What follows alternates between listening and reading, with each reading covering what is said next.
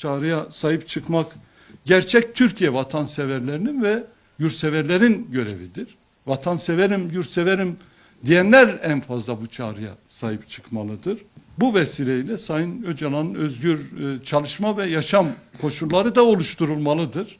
Daha önce de bunu defalarca söyledik. Bu süreç eba edilecek bir süreç değil. Kağıt üzerinde kesinlikle kalmamalıdır. Kağıt üzerinde bu çağrıyı bırakacak olanlar tarih önünde çok büyük bir sorumluluk yük altına gireceklerdir.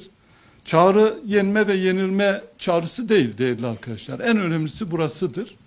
Kimsenin yendiği, kimsenin yenildiği yok. Ama Türkiye'nin, halklarımızın yeneceği, kazanacağı bir süreç emrediyor bu çağrı.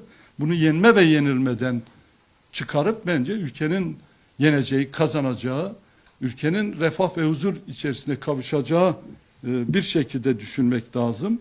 Çözümü Türklere lütuf, Türklere zul olarak görmemek gerekiyor.